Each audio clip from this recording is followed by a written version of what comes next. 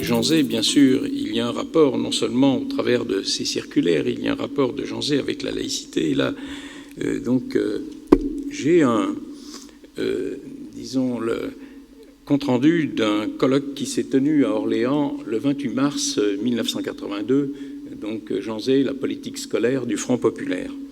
Et donc l'intervenant du Comité national d'action laïque, Louis Astre, qui m'a remis ce livre aujourd'hui, il avait aujourd'hui 95 ans d'ailleurs, et donc nous dit « Jean Zay fut devant l'histoire un des acteurs du combat laïque. C'est aussi l'exemple d'un combat qui situe bien la laïcité, non pas comme un simple problème scolaire, mais bien comme un problème global de société, comme un fondement des libertés. » Je crois que ça, c'est important. Puis je voudrais citer aussi, disons, un deuxième auteur fort connu à Orléans, en tout cas, et puis dans le milieu de l'éducation, de l'histoire de l'éducation, c'est Antoine Pro, qui dit « Pour Jean Zay, la République repose avant tout sur le civisme et l'intelligence des citoyens, c'est-à-dire sur leur éducation intellectuelle et morale. » Donc, on voit bien effectivement qu'à cette époque-là, en fait, eh bien, à l'époque de Jean Zay, l'école est un projet collectif.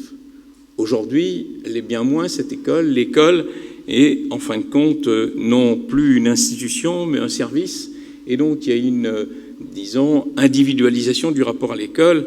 Et cette individualisation du rapport à l'école, eh bien, elle vient du fait qu'il y a une politique d'éducation avant Jean Zay, une politique d'éducation après Jean Zay. Alors bon, vous savez fort bien que dans cette période-là aussi, il y a Vichy, il y a donc ce régime de Vichy, et donc Jean Cornec, président de la Fédération des conseils de parents d'élèves, disait « Mon pays alors clérical ». Et donc il y a à cette époque-là, effectivement, le service public qui est fort attaqué, et donc, y compris d'ailleurs, c'est le cas pour les DDEN. Les DDEN ont été supprimés en 1940 et ils ont été rétablis en 1947. Hein, voyez. Et puis bien d'autres, bien sûr, ont eu, disons, les mêmes problèmes. Et aujourd'hui, donc, cette école, elle est bien plus dans une logique de service, en fait, et dans cette logique de service, eh bien, on confond public, privé, laïque, confessionnel. Voilà, parce que effectivement, il y a eu aussi une période un peu difficile après Jean Zay, à partir de, disons, 1946, la commission Langevin-Wallon s'est mise en place. Et puis, disons, les propositions de Langevin-Wallon, disons, s'arrêtèrent en 1947. Et puis après, on a eu un certain nombre de mesures qui vont se succéder et donc qui vont permettre d'ouvrir des crédits à l'enseignement privé.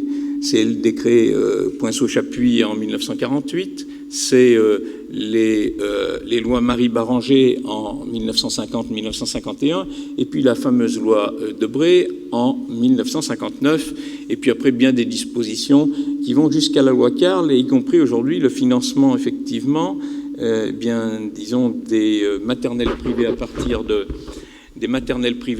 de 3 ans, hein, et puis un nombre de postes qui est supérieur dans le privé et donc qui est diminué pour l'enseignement public, par exemple, cette année.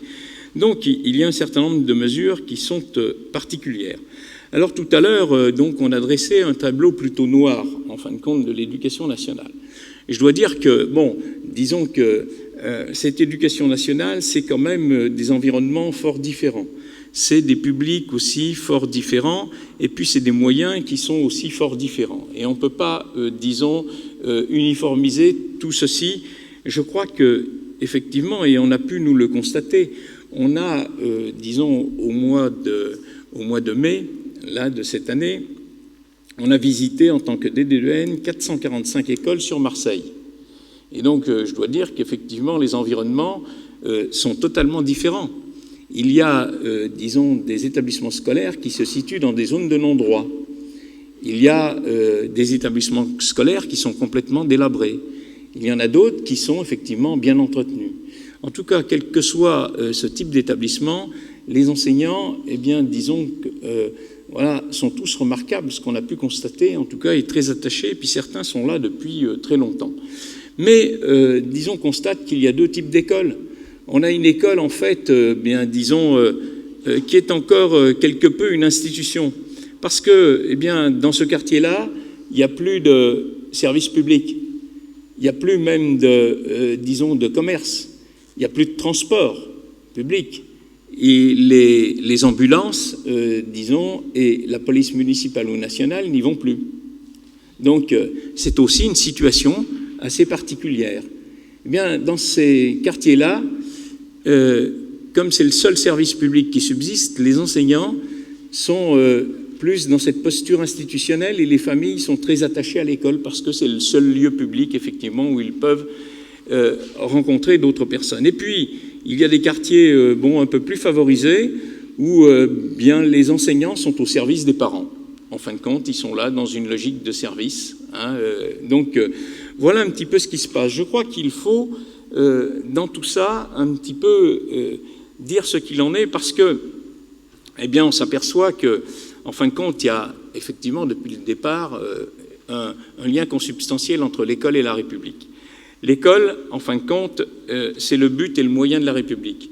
Le but parce que l'école doit former un citoyen, donc un citoyen libre et autonome, et c'est ce citoyen libre et autonome, c'est le fondement même de la démocratie et le moyen parce qu'effectivement, on a besoin de ce citoyen en République. Je crois que là aussi, en fait, on a aujourd'hui, une individualisation du rapport à l'école parce que, depuis 1984, on a fait prévaloir l'idée de libre choix dans l'école. Et cette idée de libre choix installe les familles dans une posture de consommateurs. Il n'est pas étonnant, d'ailleurs, qu'après, cette affaire de 84, on est à la fin des années 80, en 89, l'affaire de Creil. Parce que, on est consommateur, on est usager, l'usager fait valoir ses droits au service et il n'est plus dans une institution. Donc, je crois que le problème aussi vient de là. Je crois qu'il faut qu'on s'interroge, sur cette transformation de cette école qui était prévue comme une institution, qui était, fondée sur l'idée d'égalité en éducation. Et puis aujourd'hui, tout ça a disparu parce que, en fait, cette école, aujourd'hui, c'est plutôt, la liberté, c'est le droit individuel, le libre choix, la liberté d'enseignement. Cette liberté d'enseignement, en fin de compte, elle n'est pas contestable pour qui défend la liberté. Mais il est quand même anormal que l'État, en fin de compte, finance sa propre concurrence. Moi, je voudrais vous citer ce texte de 15 ans avant Janzé, l'abbé Lemire, qui est à l'Assemblée nationale, en décembre 1921. Il dit « Je n'admets pas que l'on mendie sous une forme quelconque l'argent de l'État quand librement on s'est placé en dehors de lui. C'est ce que vous ne voulez pas, moi non plus. Je suis de ceux qui sont tellement soucieux de la liberté qu'ils veulent conserver complètement intacte. Je ne puis supporter sur ma liberté un contrôle quelconque.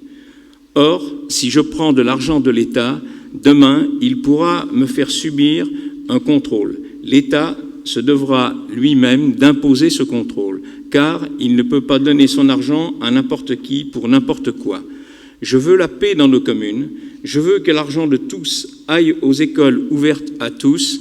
Si l'on veut un enseignement spécial distinct, à part, on est libre, complètement libre, et de cette liberté je me contente.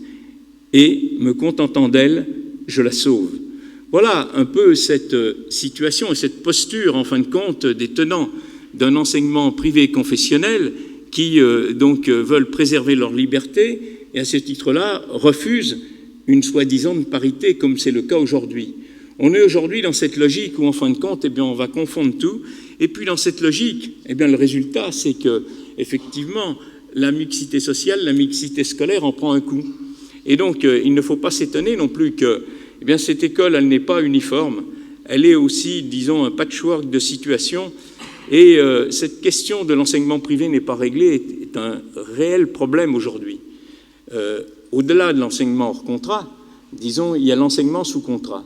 Et je dis souvent, que la liberté d'aller et venir est tout aussi importante que la liberté d'enseignement. Pour autant, ceux qui prennent le taxi, ils ont au moins la décence de ne pas demander à la puissance publique que l'on finance leurs courses en taxi. C'est ce qui se passe dans l'enseignement privé.